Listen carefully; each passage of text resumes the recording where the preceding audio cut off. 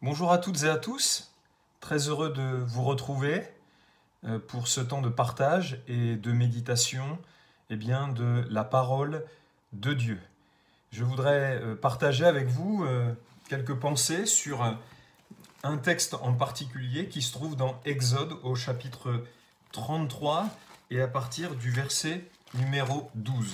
Je répète, Exode 33, verset numéro 12, et je vous invite à prendre cette lecture avec moi. Exode 33, verset numéro 12. Nous lisons ceci. Moïse dit à l'Éternel, « Voici, tu me dis, fais monter ce peuple, et tu ne me fais pas connaître qui tu enverras avec moi.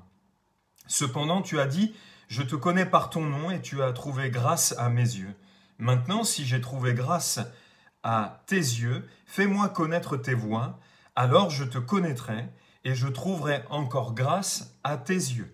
Considère que cette nation est ton peuple. » L'Éternel répondit, « Je marcherai moi-même avec toi, et je te donnerai du repos. » Moïse lui dit, « Si tu ne marches pas toi-même avec nous, ne nous fais point partir d'ici. Comment sera-t-il donc certain que j'ai trouvé grâce à tes yeux, moi et ton peuple? Ne sera-ce pas quand tu marcheras avec nous et quand nous serons distingués, moi et ton peuple, de tous les peuples qui sont sur la face de la terre? » L'Éternel dit à Moïse, « Je ferai ce que tu me demandes, car tu as trouvé grâce à mes yeux et je te connais par ton nom. » Moïse dit, « Fais-moi voir ta gloire. » L'Éternel répondit, « Je ferai passer devant toi toute ma bonté et je proclamerai devant toi le nom de l'Éternel. Je fais grâce à qui je fais grâce et miséricorde à qui je fais miséricorde. » L'Éternel dit, « Tu ne pourras pas voir ma face, car l'homme ne peut me voir et vivre. » L'Éternel dit, « Voici un lieu près de moi, tu te tiendras sur le rocher. Quand ma gloire passera, je te mettrai dans un creux du rocher et je te couvrirai de ma main jusqu'à ce que j'aie passé. Et lorsque je me retournerai ma main, tu me verras par derrière, mais ma face ne pourra pas être vue. » Et nous allons au chapitre 34 et au verset numéro 5. Chapitre 34, verset 5. « L'Éternel descendit dans une nuée, se tint là auprès de lui et proclama le nom de l'Éternel. Et l'Éternel passa devant lui et s'écria, « L'Éternel, l'Éternel Dieu miséricordieux et compatissant, lent à la colère, riche en bonté et en fidélité, qui conserve son amour jusqu'à 1000 générations, qui pardonne l'iniquité, la rébellion et le péché, mais qui ne tient point le coupable pour innocent, et qui punit l'iniquité des pères sur les enfants et sur les enfants des enfants, jusqu'à la 3e et à la 4e génération. Amen. » Dans le premier texte que nous avons lu, ce que Moïse exprime dans son argumentation est particulièrement intéressant. Au verset 12, il dit ceci, « Tu as dit, je te connais par ton nom, et tu as trouvé grâce à mes yeux. » Il s'adresse donc à Dieu. Et Moïse rappelle à Dieu ce que Dieu lui-même lui a dit. Verset 13. « Maintenant, si j'ai trouvé grâce ou faveur, puisque les deux mots signifient la même chose, à tes yeux, fais-moi connaître tes voies. » Il a besoin d'une confirmation ici qu'il a bien trouvé grâce aux yeux de Dieu et désire connaître ses voies. Verset 15. Il est conscient qu'il est nécessaire que Dieu lui-même marche avec lui et avec son peuple. Et puis au verset 18, il demande une manifestation lui permettant d'avoir la certitude et la confirmation d'avoir vraiment trouvé grâce aux yeux de Dieu. Et la condition pour voir cette manifestation de la gloire de Dieu ou sa prière exaucée, et en même temps, que cette confirmation d'avoir trouvé grâce ou faveur aux yeux de Dieu, l'assurance que Dieu serait avec lui et avec le peuple et qu'il mettrait une distinction entre le peuple de Dieu et les autres peuples. La condition, donc, c'était que Moïse se présente sur le rocher et Dieu le mettrait dans le creux du rocher. Et nous voyons que lorsque Dieu passa devant Moïse pour lui manifester sa gloire, pour exaucer sa prière, il est écrit au chapitre 34, verset 6, il s'écria. Lorsqu'on crie, lorsqu'on s'exclame, c'est qu'on souhaite véritablement que les gens nous entendent, ou en tout cas que ce que l'on dit soit entendu. Et ici, on a le sentiment que Dieu désire particulièrement que ce qu'il va dire soit entendu, non seulement de la part de Moïse, mais aussi du peuple, puisqu'il était chargé de répercuter auprès du peuple les paroles qu'il pouvait recevoir. Et donc Dieu passe devant lui et s'écrie, s'exclame, proclame l'Éternel, l'Éternel, un Dieu plein de compassion, c'est dans la version Semeur, et de grâce, lent à la colère, et riche en amour et en fidélité. Je conserve mon amour jusqu'à la 1000e génération. Je pardonne le crime, la faute et le péché, mais je ne tiens pas le coupable pour innocent, et je punis la faute des pères sur leurs descendants jusqu'à la 3e et même la 4e génération. Et la gloire de Dieu, notez bien ceci, est révélée premièrement au travers de ce qu'il est. Dieu déclare à Moïse ce qu'il est, compatissant, riche en bonté, riche en amour et en fidélité, plein d'amour et de fidélité, lent à la colère. Mais aussi dans ce qu'il fait, puisque le faire de Dieu découle de son être, il pardonne le crime, la faute et le péché, il ne tient pas le coupable pour innocent. Et nous avons ici, chers amis, chers frères et sœurs, dans tout ce que je viens de dire, sans peut-être que vous en soyez aperçus, sans peut-être qu'à la première lecture, nous nous apercevions de cela, un résumé extraordinaire avant sa manifestation, de l'évangile, de la bonne nouvelle de Jésus-Christ. Cette gloire révélée à Moïse, dans ce qu'il est et ce qu'il fait, dans ce qu'il est et met en œuvre conformément à ce qu'il est une manifestation avant l'heure de l'évangile de gloire ou de la gloire de Dieu manifestée par l'évangile de Jésus-Christ. 1 Timothée chapitre 1 verset 11 dit ceci: cet enseignement est conforme à la bonne nouvelle qui m'a été confiée et qui révèle, donc la bonne nouvelle révèle, et qui révèle la gloire du Dieu bienheureux. Dans 2 Corinthiens chapitre 4 verset 4, il est également fait mention de l'évangile de la gloire de Jésus-Christ, du Dieu de ce siècle qui a aveuglé l'intelligence des gens afin qu'ils ne voient pas briller la gloire de l'évangile de Jésus-Christ. Donc la bonne nouvelle de Jésus-Christ, l'évangile de Jésus-Christ révèle la gloire de Dieu, c'est-à-dire ce qu'il est et ce qu'il fait ou ce qu'il met en œuvre. La gloire de Dieu, mes chers amis, mes frères et sœurs, est révélée par la croix. Et c'est ce qu'il nous faut comprendre. Et c'est ce que ce texte nous révèle. C'est là que nous pouvons voir la gloire de Dieu. C'est là que Dieu, finalement, à la croix et par Jésus-Christ, manifeste pleinement ce qu'il est et ce qu'il a fait, ce qu'il a mis en œuvre conformément à ce qu'il est. Il manifeste par Jésus-Christ et au moyen de la croix son amour, sa compassion, sa miséricorde, mais envers des pécheurs, envers des ennemis, envers ses ennemis, envers, la Bible nous dit, des enfants de colère, envers des fils et des filles de la rébellion qui marchent selon le train de ce monde, selon l'esprit qui anime ce monde, pour les pardonner, pour leur faire grâce. Et c'est là qu'il manifeste sa colère aussi envers le mal. C'est là, à la croix, qu'il manifeste à la fois son amour et que sa justice aussi est manifestée. C'est à la croix qu'il ne tient pas le coupable pour innocent, qu'il punit le mal tout en manifestant et en offrant sa grâce, sa faveur aux pécheurs, aux coupables, aux rebelles, à ses ennemis. Oui, la prière de Moïse a été quelque part exaucée, non seulement dans le contexte qui était le sien, mais pleinement au travers de l'œuvre de la croix et de Jésus-Christ. La gloire que Dieu révèle à Moïse en proclamant ce qu'il est et ce qu'il fait, eh bien, est pleinement manifestée et révélée au moyen, eh bien, de la croix.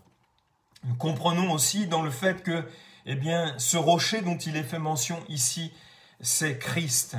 Ce rocher dans lequel Moïse a été mis, c'est Christ.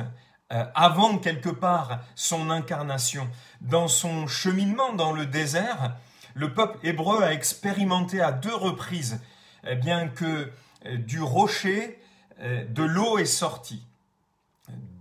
De l'eau pour abreuver le peuple de Dieu dans sa soif. Dans Exode 17, verset 6, il est dit à Réphidim eh bien, que du rocher frappé eh bien, est sorti de l'eau. Dans Nombre 20, verset 8, Moïse devait parler au rocher, eh bien, de l'eau également eh bien, est sortie. C'est une image de Christ qui a été frappé une fois pour toutes, qui est mort à la croix, qui a été frappé du jugement de Dieu une fois pour toutes.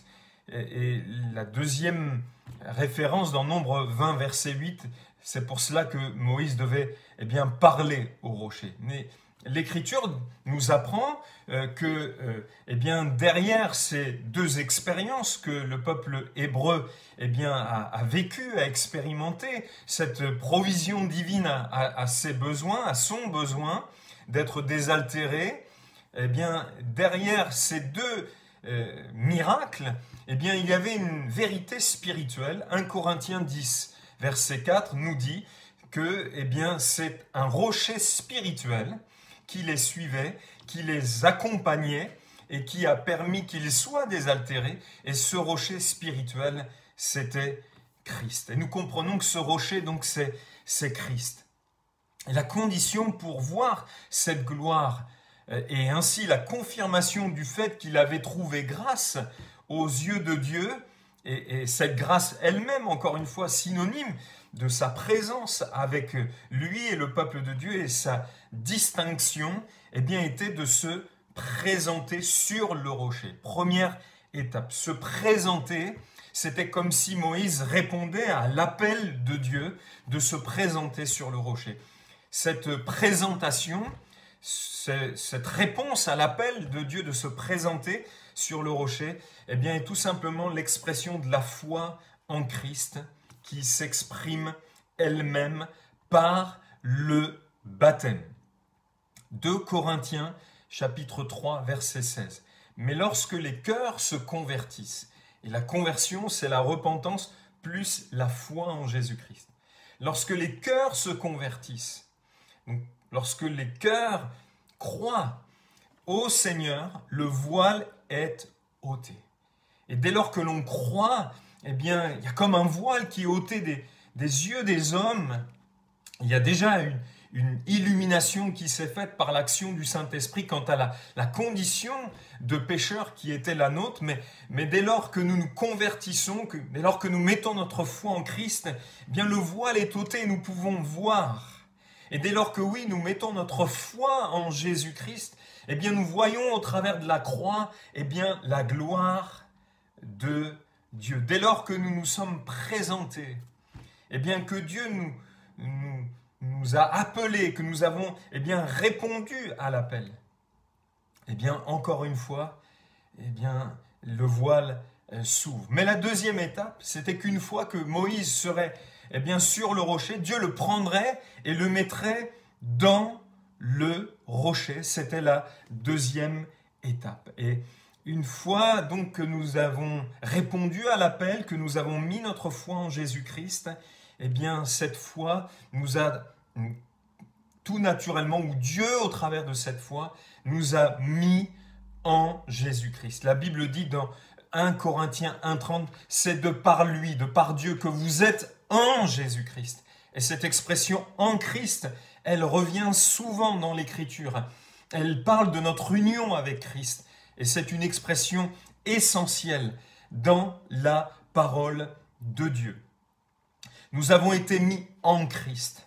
Quelque part, nous avons été plongés en lui, dans le creux du rocher, dans son côté percé. Nous avons été mis dans sa mort, nous dit la parole de Dieu. Moïse, en étant dans le rocher, ne fait plus qu'un avec le rocher. Et il était au bénéfice de tout ce que le rocher était. Et dès lors, encore une fois, que nous nous présentons, que nous répondons à l'appel de Dieu, que nous manifestons la foi en Christ, Dieu nous a mis en Christ. Dieu nous a quelque part plongés en lui, baptisés en lui.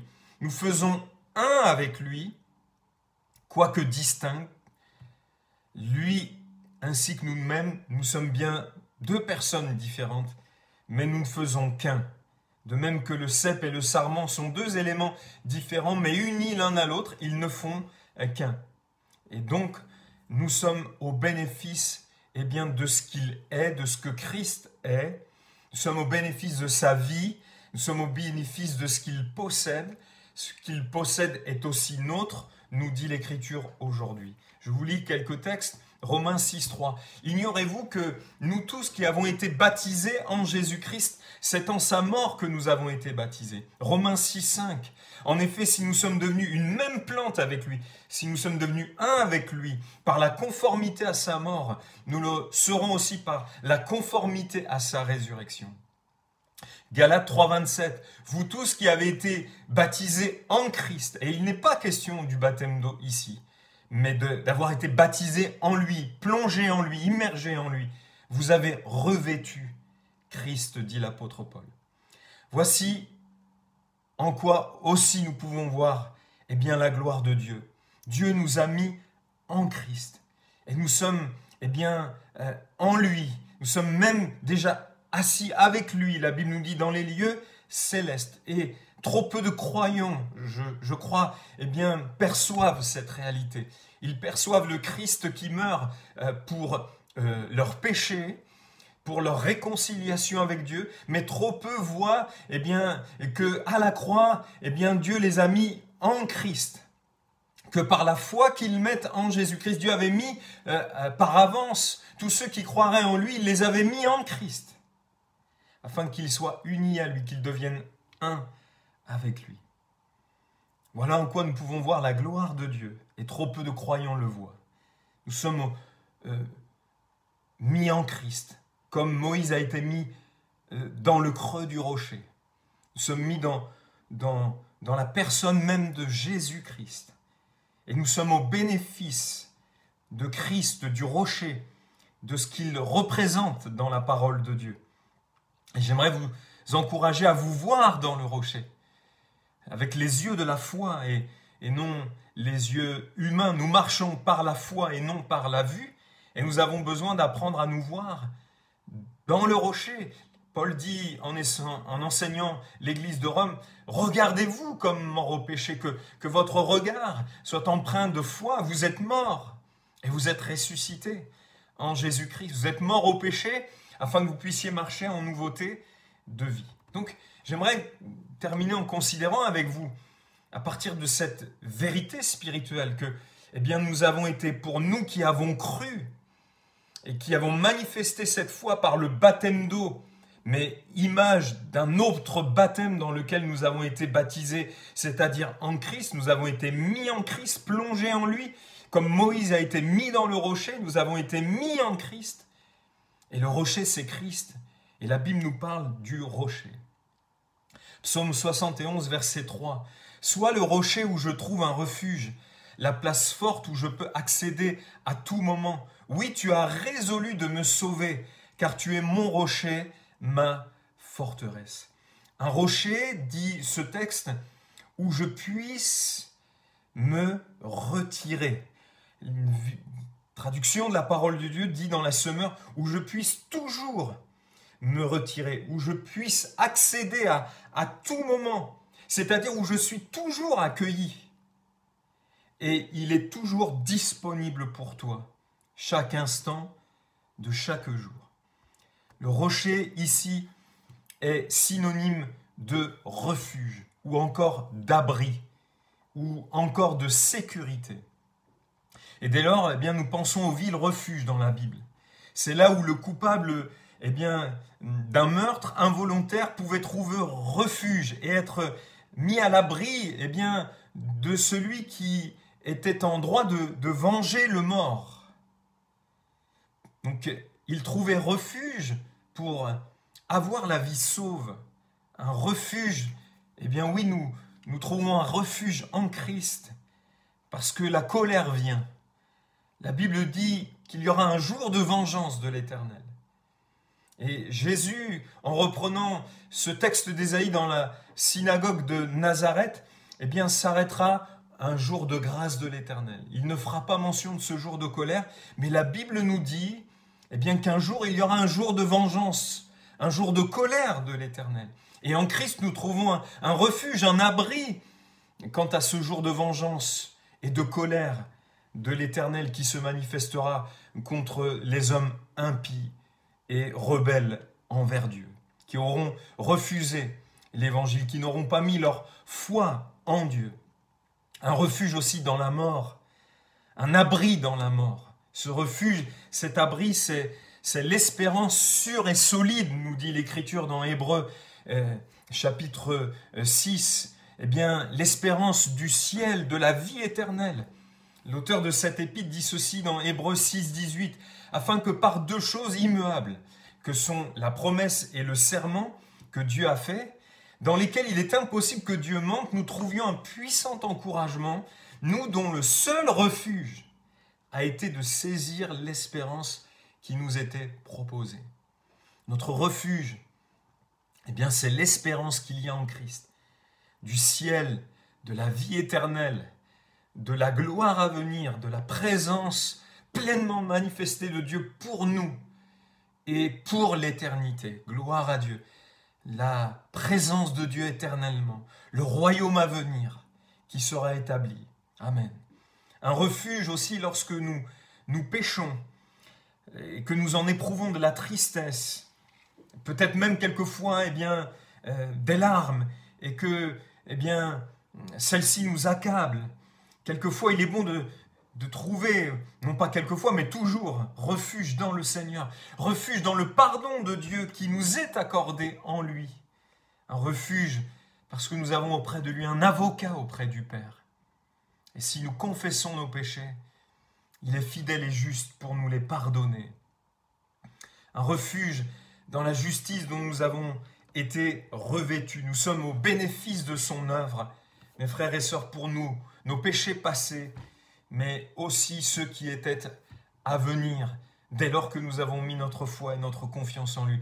Qu'il est bon de savoir que nous avons un refuge dans le Seigneur, quand nous avons manqué le but, quand nous avons péché, de savoir qu'auprès de lui, nous avons un avocat, quelqu'un qui saura nous consoler, quelqu'un qui saura, par son pardon, qu'il nous accorde, sur la base de la foi que nous plaçons en lui, nous consoler de cette tristesse que le péché peut procurer. Je pense à David, qui expérimentera, alors qu'il était abattu, desséché, à cause de son péché, le pardon, la grâce de Dieu et la joie qui allait avec. Un refuge dans la détresse des larmes, de la solitude, de la tentation, dans le rejet, dans l'échec, dans l'abandon, le deuil, la maladie, dans nos défaillances, nous pouvons trouver un vrai refuge dans le Seigneur. Et le rocher est synonyme de refuge. C'est un refuge car nous ne nous sentons pas condamnés, mais compris et aidés. Amen. Le livre des Proverbes au chapitre 30, verset 26 dit « Ceci, les damans, peuple sans puissance, placent leur demeure dans les rochers. » Et voyez-vous, dans le rocher, le daman, c'est ce petit lièvre qu'il y a dans le roi lion. Je ne sais pas si vous connaissez. Dans le rocher, le daman, ce peuple sans force, est en sécurité dans le rocher. Face à la patte de l'ours ou du lion, il se sent en sécurité. Et notre sécurité, elle est en Christ. Nul ne vous ravira de ma main, dira Jésus. Nous sommes gardés et protégés du désir de l'ennemi de nous mener à la mort et à la mort éternelle. Il peut y arriver quant à la mort physique. La Bible le montre et l'histoire même de l'Église nous le montre. Lorsque nous considérons les martyrs de l'Église. Mais il ne peut pas arriver à ses desseins, je le crois. Il nous garde dans son salut. Vous êtes gardés dans le salut, dit l'apôtre Pierre, prêt à être révélé dans les derniers temps. Je crois que malgré toute la méchanceté des hommes, malgré toute la haine qui s'est manifestée à l'égard d'Étienne lorsqu'il est lapidé, eh bien Dieu l'a gardé dans son salut. Et Dieu nous garde dans son salut. Nous sommes en sécurité dans le salut de Dieu dès lors que nous persévérons dans la foi en Christ et que nous demeurons en lui. Nul ne vous ravira de ma main. Et le damnant peuple sans force, comme nous sommes sans force, bien en Christ, nous sommes en sécurité, nous sommes gardés pour le salut prêt à être révélé dans les derniers temps. Gloire à Dieu. Dans le rocher, nous voyons des sources couler. Lorsque peut-être vous vous êtes rendu à la montagne, vous avez vu des sources couler du rocher. Et la Bible nous dit dans le psaume 78, verset 16, « Du rocher, il fait jaillir des sources et couler des eaux comme des fleuves. » Dans ce rocher, des sources coulent et ces sources sont au pluriel. Elles sont capables d'étancher et de répondre à nos plus grandes soifs, qui nous parlent de nos désirs ou en tout cas de nos besoins. Et je dis souvent qu'il y a trois besoins fondamentaux dans la vie d'un être humain. Besoin d'appartenance, c'est-à-dire d'être aimé et d'aimer. Besoin de sécurité et besoin de valorisation ou d'estime de soi. Et je crois que ce rocher est capable d'étancher Christ, de répondre à nos besoins les plus fondamentaux. Jésus dira à cette femme, qui je crois avait cherché l'amour, tant que tu boiras de cette eau, tu auras encore soif. Tu ne seras pas satisfaite, pas comblée, pas contentée, tu chercheras encore. Mais en Christ, nous pouvons pleinement trouver la réponse à ce que la soif exprime un besoin. Jean 7, 37, le dernier jour, le grand jour de la fête, Jésus se tenant debout, s'écria, « Si quelqu'un a soif, qu'il vienne à moi et qu'il boive. Et des fleuves d'eau vive couleront de son sein. » Amen. Ces sources sont capables, comme dans un désert, ou comme dans le désert où se trouvait le peuple de Dieu, de stopper les plus grandes contestations, les plus grands murmures, qui expriment notre insatisfaction. Mais aussi, quelquefois, nos craintes, nos peurs. Cette eau représente la provision divine à tous nos besoins qui sont inscrits en nous. Trouver la provision à nos besoins en lui, afin que nous soyons libres du reste. Dieu est suffisant pour y répondre. L'eau, c'est la vie. Et dans le rocher, nous sommes au bénéfice de la vie divine. Deutéronome 32, 18 dit « Tu as abandonné le rocher qui t'a fait naître, et tu as oublié le Dieu qui t'a engendré. » Ce rocher ici est synonyme de naissance. Et nous pensons à la nouvelle naissance. Et ce rocher, on pourrait dire qui t'a donné la vie, qui t'a fait naître. Et Dieu nous a donné la vie, pas n'importe quelle vie, la vie Zoé dans le grec. La vie abondante, la vie dans toute sa plénitude. La vie de Dieu dans notre vie. C'est la vie dont Dieu vit lui-même. La vie dans toute sa plénitude. Amen. Nous avons reçu la vie dont Dieu vit lui-même, la vie de Dieu dans notre vie. C'est extraordinaire. Gloire à Dieu. Et il y a tout le potentiel pour que cette vie, finalement, soit pleinement manifestée, révélée, à notre monde.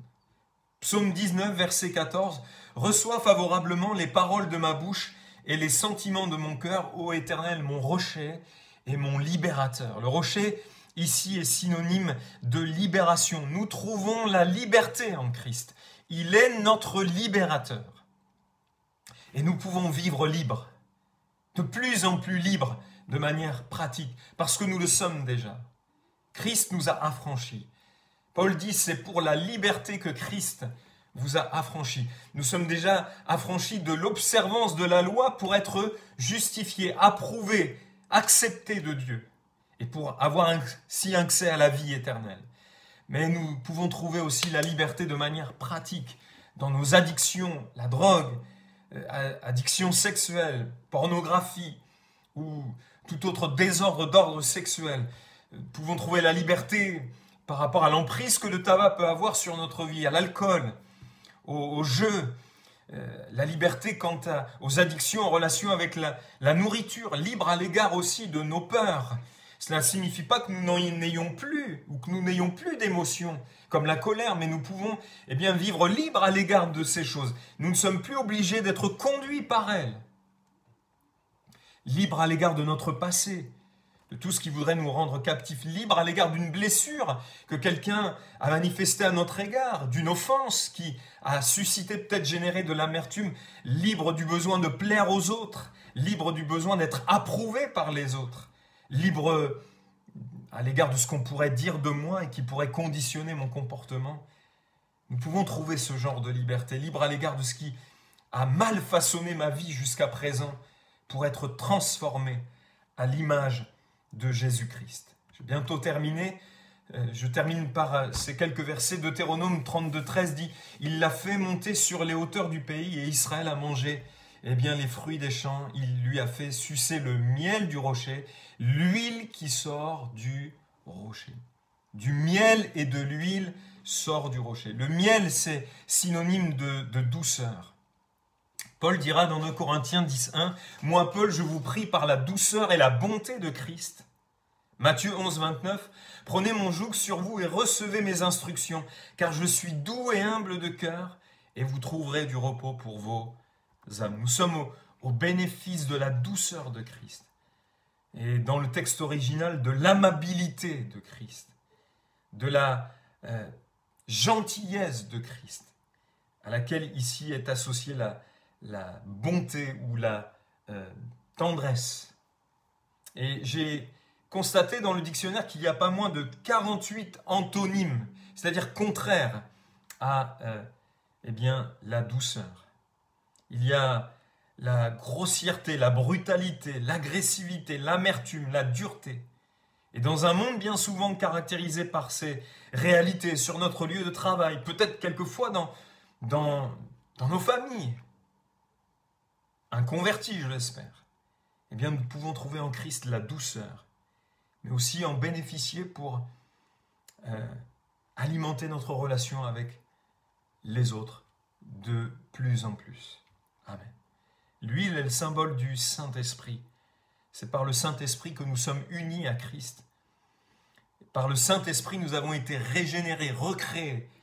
Nous sommes nés de nouveau par l'action du Saint-Esprit.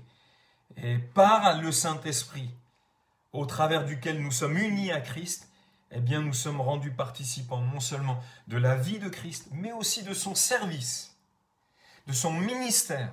Amen. Qui est de proclamer la bonne nouvelle au monde, de guérir le cœur brisé, de renvoyer libres les opprimés, de proclamer aux captifs la délivrance, de renvoyer de proclamer aux captifs la délivrance, proclamer une année de grâce du Seigneur. Nous sommes au bénéfice de ce que l'Esprit est. Ésaïe 11,2. L'Esprit de l'Éternel reposera sur lui. Aujourd'hui, il repose sur nous. Esprit de sagesse, d'intelligence, de conseil, de force, de connaissance, de crainte de l'Éternel. Paul dit à Timothée, 2 Timothée 1, verset 7, « Ce n'est pas un esprit de timidité ou de lâcheté que Dieu nous a donné, mais un esprit de force, d'amour et de sagesse pour agir à la manière de Dieu. » C'est comme cela que je définis la sagesse. Un esprit de vérité aussi, qui nous conduit dans toute la vérité, par ses révélations, ses communications. Et ainsi, nous pouvons expérimenter Jean 8, 32. La vérité, vous la connaîtrez et elle vous la rendra libre. C'est là toute la différence avec la connaissance intellectuelle. L'Esprit nous révèle la vérité sur Dieu et sur nous-mêmes en Christ. Amen.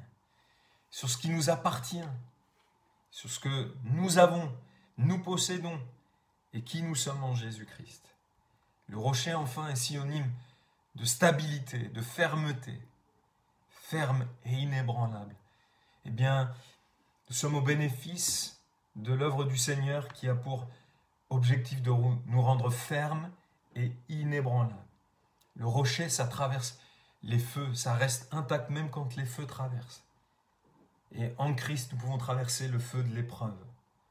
Deutéronome chapitre 32, verset 4, et c'est mon dernier texte.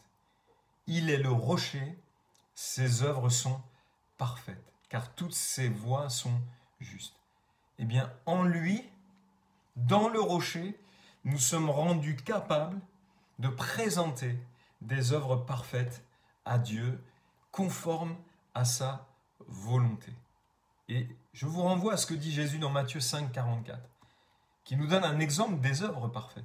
Mais moi je vous dis, aimez vos ennemis, bénissez ceux qui vous maudissent, faites du bien à ceux qui vous haïssent, priez pour ceux qui vous maltraitent et qui vous persécutent, afin que vous soyez fils de votre Père qui est dans les cieux. Car il fait lever son soleil sur les méchants et sur les bons. Il fait pleuvoir sur les justes et sur les injustes. Si vous aimez ceux qui vous aiment, quelle récompense méritez-vous? Les publicains aussi n'agissent-ils pas de même? Et si vous saluez seulement vos frères, que faites-vous d'extraordinaire? Les païens aussi n'agissent-ils pas de même? Soyez donc parfaits comme votre Père céleste est parfait. Voilà la perfection. Aimez nos ennemis, bénissez ceux qui vous maudissent, faites du bien à ceux qui vous haïssent, saluez pas seulement ceux que vous connaissez, que vous aimez bien. Bref, je vous renvoie à ce texte. C'est le moyen pour nous, dans le rocher, d'être rendus capables de présenter des œuvres parfaites à Dieu. Gloire au Seigneur. Dans le rocher, nous sommes rendus capables. Alléluia. Le psaume 61, verset 2 dit: du bout de la terre, je crie à toi, le cœur abattu, conduis-moi sur le rocher que je ne puis atteindre. David était conscient qu'il y avait un rocher qu'il voulait atteindre, mais qu'il était impossible pour lui de l'atteindre. Seul Dieu pouvait le mettre dans ce rocher et sur ce rocher. Conduis-moi sur le rocher. Non seulement parce que la grâce de Dieu a surabondé, Dieu nous a conduits sur le rocher. Dieu nous a conduits à la repentance, à la foi en Christ. Mais plus que cela encore, parce que la grâce de Dieu, mes frères et sœurs, surabonde, Dieu nous a mis dans le rocher, afin que nous soyons rendus capables à la gloire de son nom. Dieu soit béni, et Dieu vous bénisse, mes frères et sœurs. Amen.